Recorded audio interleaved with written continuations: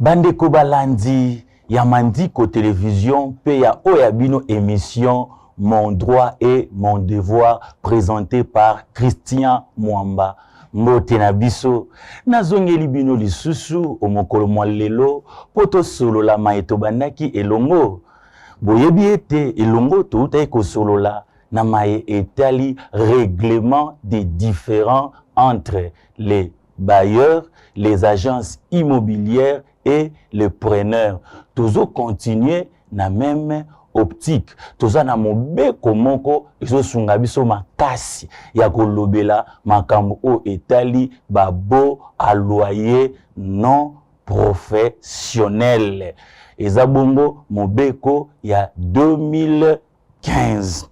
Bande Kobalandi, omokolo ya lelo tolingi to développer sous thème moko to pe sujet moko mutuya eza intitulé comme suit: les agences immobilières en droit congolais. Et comme lelo oleka na gauche okuta mutu alobi aza commissionnaire, oleka na droite mutu aza commissionnaire. Bande ko ya famille na biso bakoma ba commissionnaire, ba bailleur na ba bailleuresse bakoma ba commissionnaire. Commissionnaire ango aza nani d'après les droits congolais? Agence immobilière ndenini d'après les droits congolais? Agent immobilier payé nani d'après les droits congolais? Alors, tolanda elongo, d'après Mobeko il y a 2015, agent immobilier azanani, topé agence immobilière neni, to banana agence. Agence immobilière, on entend par agence immobilière une entreprise privée. Soulignez ça. On entend par agence immobilière une entreprise privée utilisant les courtiers et les agents immobiliers ayant un rôle de faire la promotion immobilière en mettant en rapport les bailleurs et les preneurs afin de permettre à l'un de jouir ou de disposer de l'immeuble que l'autre veut louer ou vendre. Nako limbola. Mobeko elobi, agence immobilière eza entreprise. Mais eza entreprise privée. Qui dit entreprise? Elin koloba makambo boye. Ce qui ba obi agence immobilière eza entreprise, bazo supposer que il faut respecter ba conditions de création des entreprises.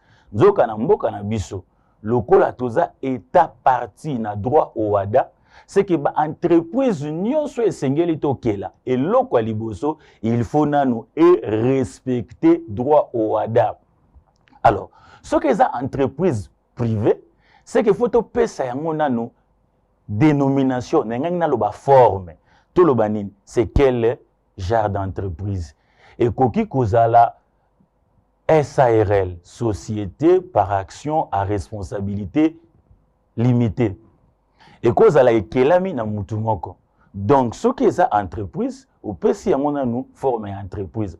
Au lingio que la agence immobilière pesa yango forme. Loba nazo ke la sarle, nazo ke la sarli. Ezaka kana actionnaire moko. Siko so ke za entreprise, c'est que faut la peine numéro RCCM. So ke za entreprise, il faut peser la numéro d'identification nationale. So ke za entreprise, il faut peser la numéro d'impôt. Bon, yo lobaga oza agent immobilier. Yebisa biso osalaga na agence immobilière nini? Agence na bino bisika ya musala ezalaka wapi? Est-ce que agence na bino wana eza na numéro RCCM? Est-ce que agence na bino eza na numéro ya identification nationale? Est-ce que agence na bino eza na numéro d'impôt toté? Soki ezangi makambo boy, makambo toti koloba, eza pasi poto benga yango agence immobilière. Et bon, agence yango, normalement, ils ont œuvré dans le secteur, il y a vente, il y a achat, puis il y a mise en location. Au lieu que la agence na yo respecter d'abord les normes liées il y a droit des sociétés au mboka na biso esengi zwa ba numéro nyonso o na oti koloba, c'est-à-dire au sali statut na yo na sima ya statut boke nango na guichet unique. Na guichet unique kuna nde bakopesa bino numéro RCSM, bakopesa bino numéro d'identification nationale, pe bakopesa bino numéro d'impôt. So kokisi makambo maye ekozala motuya po otia oya yo entreprise to pe oya yo société privée. Mais lingi koloba te soko zui numéro d'identification nationale, ozui numéro ya RCSM, to pe ozui numéro ya impôt, malamoko okomi agence immobilière te. Wana nanu ekomi une société commerciale. Normalement, kasi po comme agence immobilière esengeli société commerciale na yo ezwa agrément na administration o etalaka makambo ya habitat tokokoma kuna. Sikoyo rôle ya agence immobilière ezani. Rôle ya agence immobilière ezali 1. Conseiller et assurer la régularité de la transaction immobilière de son client. Conseiller et assurer la régularité de la transaction immobilière de son client. Nga naza client, naza na lopango nanga, to pe naza na bandaku nanga, kasi naza na ba locataire te. Bosenga nanga eza nini? Lopango nanga to pe ndaku nanga, natie yango ba locataire, to pe nateka yango. Nakosala nini? Nake na agence immobilière. Mais soki nake na agence immobilière esengeli eyeba ete eza na musala ya obligation ya kopesa conseil. Conseil na bapesaka na nini? 1. Conseil bapesaka na établissement du prix du bien mis en vente ou à location. Tangu na ye na lobi naza na mapangu nanga, ngande bailleur. Naza na posa na teka yango. Nake na agence immobilière. Agence immobilière eza na obligation ya kopesa nga conseil. Et puis obite bandaku na bisika oyo, to ma mapangu bisika oyo batekaka yango na monta tel. Kolekisa monta wana te, po soko lekisi ekosimba te. Eza musala ya agence immobilière. Non seulement ça, mais agence immobilière a une obligation de vérifier l'exactitude de renseignements fournis par son mandant. Naza na banda kutope lopango nanga nake na agence immobilière. Soki na kote sika bakoyambanga na kati ya agence wana. Agence ekoyambanga bakopesa nga kiti bakotuna nga raison ya présence nanga na kati ya agence na bango ezali nini. Nde na obanda koloba. Ya mona banda koloba na ko se présenter na pesi kombo na pesi bisika na vandi na lobi siko tina nini na ye na kati ya agence wana immobilière. Na ye mbala mususu po nateka lopango na ngai. Na ye nateka lopango na nga. Nde ngai siko mkolo lopango na ko fournir na agence immobilière ba renseignement o ekokani na lopango o na lingi na teka. Lopango nanga eza monene boye. Largeur nango eza boye, longueur nango eza boye. Bala musu tolobe eza 30 sur 20. Tope ezali 20 sur 20. Nyonso wana esengeli koloba. Na koyi koya pe na lobi na ye na teka teka na ye na tia ba locataire na décrire na pesi ba renseignement. Sikoyo agence immobilière ekoki kaka ko se fier na ba renseignement oyo bailleur a cité, topé propriétaire a cité. Pona nini? Parce que propriétaire sima na ye ko pesa ba renseignement wana ye akokende. Agence immobilière ekoluka siko preneur oya kokota na ndaku tope oya kosomba yango. Siko po bazo pe preneur malamu. C'est que agence immobilière azana devoir tope obligation ya kopesa ba explication na preneur. Ayebisi alobi tala ndaku yango eza autant de chambres, eza na cuisine, tope eza na salle de bain, ako expliquer. Siko soki ba renseignement oyo bailleur, tope propriétaire, apesa ki agence immobilière, eza exacte. Et qui agence immobilière, à son tour, a relayé yango na preneur. Et qui preneur a zui ndako, moyena ba renseignement au agence immobilière epesi et que ye preneur akoti na ndako akoti yango bongo te, c'est-à-dire réalité ya ndako ekeseni na ba renseignement agence immobilière epesaki wana agence immobilière ekoki ko établir responsabilité na yango. Donc l'agent immobilier peut établir sa responsabilité pénale lorsqu'il est imprudent pour vérifier l'exactitude des renseignements qu'il est en train de fournir au preneur concernant l'immeuble mis en vente ou en location. Sala keba bio ndeko ya agence immobilière. Et c'est les sous sala nini. Agence immobilière, topé agent immobilier, il doit aussi informer les clients potentiels des vices apparents qui affectent le bien. Au moins, il y a des fissures, il y a des fissures. Au moins, il y a des fissures, au moins, il y a des colonnes, au moins, il y a des ceintures. Agent immobilier a eu ma campagne. Mais tant que preneur a poussé ni penenaye, abombi ba renseignement oyo. Olaye bisalobi ndako zokota. A ozokota yango na saison sèche na elanga. Keba soki mvula eye mai etonda rekotela batu na ndako. Agent immobilier alobite ye azwi kaka mosolo, azwi kaka commission na ye, azwi kaka honoraire na ye akei. Ami lobeli pe na mutema batika la kopota na bongo ye na bailleur tango mvula ekoya. Keba soki oyebaki ba renseignement oyo yo agent immobilier o memeli yango preneur te responsabilité na yo ekoki kozala établi.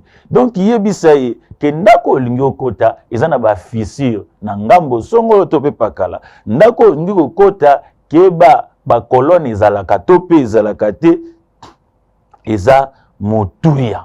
Pona nini tolobi eza motuya? Parce que l'agent immobilier est responsable des mentions qui figurent dans l'acte qu'il fait signer. Waouh! L'acte que vous faites signer au preneur, ba mention au ezanakati, l'agent immobilier en est le responsable. Pourquoi? Parce que yende a vérifié qui exactitude. Il y a ba renseignement oyo bailleur topé propriétaire a pesa qui était eza motuya agent immobilier ou vérifier exactitude ya ba renseignement fourni. Yo ba pesa yo ndako balobi luka preneur yo moko nanu ko tata ndako wana te potala eza lolenge kani ozwi kaka information.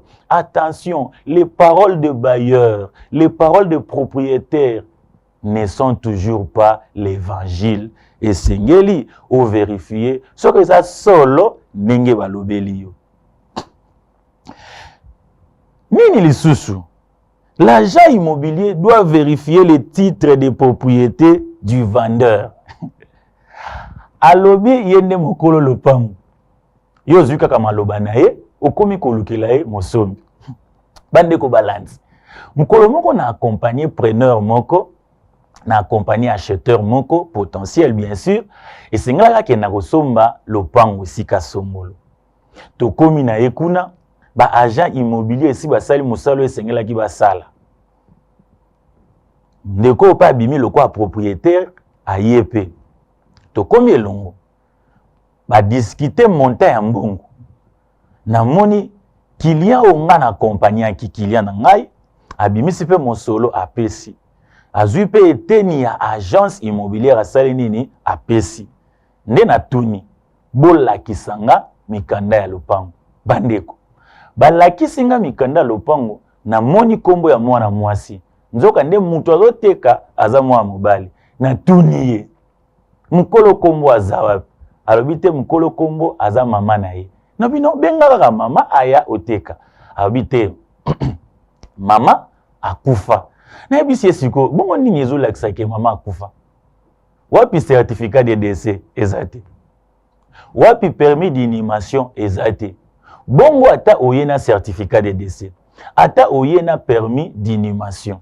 La kisanga PV ya conseil de famille ezate.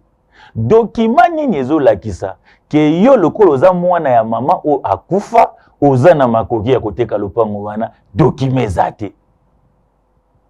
Ba moko client na nga lobi zong selanga na mbongo na pesa ki a récupérer mbongo wana a récupérer pe mbongo a pesa ki ba agent immobilier na mona mkolo wana ba silika ki bo silika te bo sala ki nde musala malamu te parce que l'agent immobilier a l'obligation de vérifier les titres de propriété et sengeli o vérifier yango po yebaka ke boni mutu oyo azoteka lopango est-ce que aza propriétaire tope aza propriétaire te. Sinon bokoteka un bien qui n'appartient pas na mutu bino bozo kanisa ke aza propriétaire bino banso bokoya ko se retrouver na prison mbala mususu pona boteki eloko eza ya bino te. Et cela est très important. Alors ba pesaka agence immobilière mbongo nango babenga yango honoraire bakoki pe kobenga yango commission. Là ça ne dérange pas. Donc l'agence immobilière perçoit ses honoraires ou sa commission. Sikoyo oza agence immobilière déjà pe bokei bozwi mikanda nyonso oyo l'État asengi pour bo œuvrer en tant que société commerciale selon les droits au ADA bien sûr, c'est-à-dire bozwi numéro RCCM, bozwi numéro d'identification nationale, bozwi pe numéro d'impôt. Siko neti bozwi ba numéro wana boza siko na posa bo bandako œuvrer na secteur ya na domaine immobilier. Wana sengeli bosa nini condition d'exercice eloko ya liboso esengeli bozala titulaire d'un agrément délivré par l'administration de l'habitat. Vous devez être titulaire d'un agrément. Donc à part les documents que vous avez reçus au guichet unique, vous devez maintenant aller au niveau du secrétariat général ya habitat pour nini ba pesa bino agrément ba agréer bino mais kuna pe soki bokomi ba rotuna bino est-ce que vous disposez d'une garantie financière wana esengeli ezala par garantie financière to ngito lobani ba imba tuna bino entreprise na bino wana est-ce que za na capital social. Or soki boza na capital social te boza na preuve de paiement dans une banque te ya RDC awa bakondima penza te kopesa bino numéro d'identification nationale. Donc boko zwa kaka mokanda ya banque oyo esungaki bino boko tisa po ba pesa na guichet unique po ba pesa bino numéro RCCM ba pesa bino numéro d'identification nationale to pe numéro d'impôt, c'est le même document, c'est-à-dire ya banque oyo place botiaki capital na bino nde bokozwa yango bomemi yango na administration ya habitat po bosenga agrément na bino. Donc ba reconnaître bino lokola bato bazo œuvrer na secteur d'habitat eza mutuya makasi. Bongo ya misato eza nini esengeli ozala na mandat écrit, détenir un mandat écrit de son client l'autorisant à négocier ou à s'engager en son nom. Wana ozokende kosala la demande d'agrément na administration ya habitat. Il faut sala nini? Il faut pozala na mandat moko écrit. O ata client moko apesa yo. Ayebisi obinga na pesi yo mandat oyo okoki ko agir na kombo nanga, c'est-à-dire okoteka lopango nanga, okokotisela nga ba locataire, il faut et accompagner pe dossier na yo oyo zokotisa na service to pe na administration ya habitat afin que ba pesa yo agrément. Si mana yango esengeli pe obtenir une comptabilité régulière dans la forme prévue par les dispositions légales. Ou peneza makambu ya droit des sociétés. C'est-à-dire société na bino wana agence immobilière wana. Esengeli pe tenir une comptabilité régulière. Et bana que bobandaka makambo na bino comptabilité ya entreprise na bino ya société na bino ya agence immobilière na bino le 1er janvier bamusu ekina kosila le 31 décembre esengeli otenir comptabilité non. Il n'y a pas que ça. Également, l'agence immobilière qui est en train de solliciter l'agrément au niveau de l'administration de l'habitat doit accepter tout contrôle et inspection des services compétents. Et c'est ce qui contrôle la bino. Na ba service compétent. Pas qu'on contrôle bino.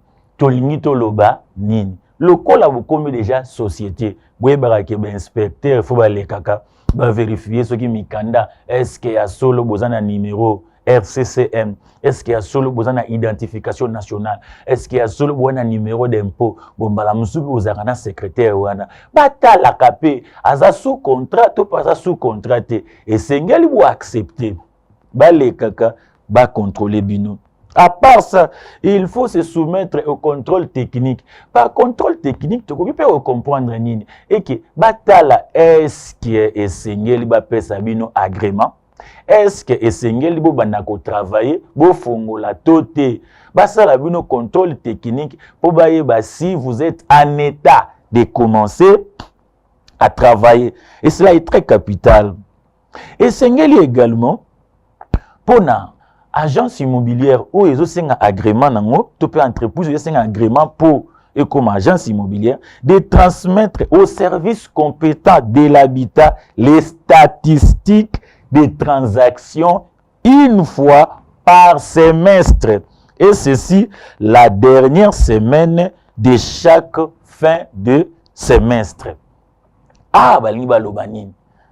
Bozo bolingi bo est vrai dans secteur ya secteur immobilier. Et ça, c'est là comment on peut faire bosalaka. Parmi les obligations, ba osenga bino. Bosalaka. Et sengeli bo tindaka rapport moko semestriel. Au moins, dernière semaine, il y a chaque semestre.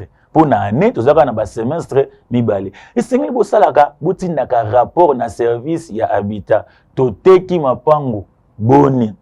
Tokote si ba locataire boni. Eza motu ya botinda kango po statistique wane sengeli eyebama.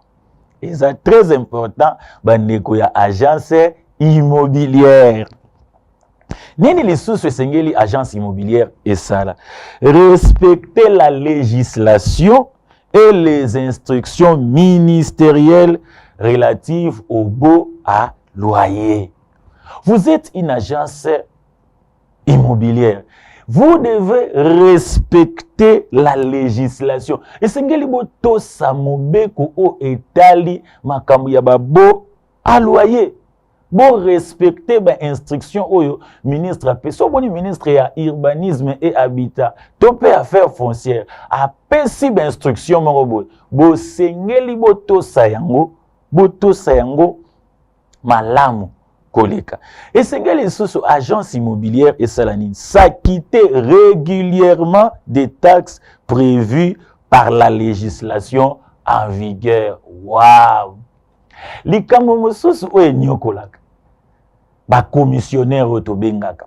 Au monde aza commissionnaire mais moyen à recevoir ba pourcentage na ende mobeko sengeli ezate tantôt ba kaboli na bailleur, tantôt ba kaboli na mutumso. Parce que ba commissionnaire au bayaka seulement en personne azana kati ya agence immobilière te ayeka ka yemoko ofuta ka taxe pa nani buyo lokolo ofuta ka taxe te yemola makamanya so pe osala nini ezokomela biso mais soki to kenda ngona cadre agence immobilière agence pe abiangami afuta taxe futa ka taxe ya l'état yoza agence immobilière. Dixièmement, c'est que l'agence immobilière doit disposer pour son fonctionnement. L'agence immobilière doit disposer pour son fonctionnement de la loi foncière, la loi sur le baux à loyer, ainsi que tous les textes qui leur sont subséquents. Vous êtes une agence immobilière, vous ne pouvez pas manquer la loi foncière. Vous êtes une agence immobilière. Vous ne pouvez pas manquer la loi sur les baux à loyer. Vous êtes une agence ministérielle. Vous ne pouvez pas manquer des arrêtés ministériels qui concernent votre secteur. Bino fobo zalaka à jour. Il faut boyer bayango. Donc, ceux qui vont monino ministre à côté, a dû arrêter mon ministériel. Par exemple, à suspendre octroi, il y a titre de propriété, c'est-à-dire il y a certificat d'enregistrement pour des maisons qui sont abandonnées. Faut boyer bakayango. Il faut boyer bayango pour des maisons non mises en valeur. Et sengeli boyer bakayango, ezamutouya. 11e, c'est que l'agence immobilière doit tenir compte de la présence au sein de l'agence immobilière d'un expert immobilier ayant pour rôle de donner les avis techniques sur l'état de la maison, évaluer les coûts éventuels et procéder à l'expertise si rapportant. C'est très capital pour na agence immobilière bazalaka nani na expert immobilier. Expert immobilier wana na kati ya agence musala nae ezani musala nae ezali, il va donner les avis techniques sur l'état de la maison et puis il va évaluer les coûts éventuels et procéder à l'expertise y rapportant. Maintenant expert yango, il doit être agréé par les ministères et a les baux à loyer non professionnels dans ces attributions. Sikoyo ndeko mo atuna yibiso mutuna abi boye abi lelo oyo ba bailleur ba koma soki oye kozwanda kupana alobi ye kaka commissionnaire na ye komemele commissionnaire mususu te agent immobilier mususu te ka oya ye likamuni le kaka, c'est que les bailleurs ou les propriétaires doivent donner un mandat. Ils donnent un mandat à qui? Il donne un mandat à l'agent immobilier. Il lui donne un mandat. Le mandat qu'il donne à l'agent immobilier, ça peut être juste un mandat simple, comme ça peut être un mandat exclusif. Mais ce mandat doit être écrit et signé. Lorsque c'est un mandat simple, ou apesi, alinkaka ebisaye, abi na pesi ba agence immobilière moi ebele makoki akolukelanga preneur et puis nga moko pe mukolo lopang nazape na makoki akoluka preneur wana mandat simple. Mais ce qui est commis mandat moko exclusif, c'est que pesi kaka agence immobilière moko ye moko pe bailleur akoke lukalisusu batu te baya kokota na ndaku na ye to pe mutu ya kosomba lopangu na ye eza kaka agence wana to pe agent immobilier wana nde azui mandat pour asala nini asala mosala akende nango kino na suka na o etali commission pe honoraire ya agence nde bisika tokosuki sela to lobanini ba futaka commissionnaire ndenge nini ba futaka agence immobilière ndenge nini na o etali vente ya immeuble vendeur landa malam afutaka agence immobilière 10%. Ce qu'on dit commissionnaire, et c'est que le foot est boni 10%. 10% est prix de vente. Nous avons un vendeur, et même un acheteur. Acheteur peut avoir foot commissionnaire 5%. Donc du coup, agence immobilière, et se retrouver à 15%. 10% et pas il y a vendeur, et puis 5% et pas il y a nani, il y a acheteur. Si quoi part il y a l'État, et zanine. Par il y a l'État, ils ont 2,5%, il y a coût, il y a vente. Bon retenir qu'aucune transaction immobilière ne peut être conclue sans l'intervention d'une agence immobilière en République démocratique du Congo. Waouh! Nzokande, to salaka makambo o mbala mususu biso moko, to kote si agence immobilière te. To fouti peu par il y a l'État te. To fouti peu par o estali agence te. Et les kakandenge nini. To souki si potolo babwe. Les vendeurs, les acheteurs, les bailleurs et les preneurs qui ne respectent pas cette disposition, Mobeko Elobi paye 10% du prix négocié du service de l'habitat du ressort comme pénalité. Ce que aussi makambo te par ya l'état au futi yango te keba okofuta 10% ya montant oyo bosombeli lopango lokola pénalité. So ekoyeba na ndenge nini balobi courtier oyo akokende kofunda bato wana bakobomba ye bien sûr besika tel bateki lopango bakomi awa te bafuti par ya l'état te courtier wana bakopesa ye 5% na 10% ya pénalité oyo bakopesa lokola etumbu. Bandeko balandi omukolo mwa lelo tosuki wana, je vous retrouve au prochain numéro.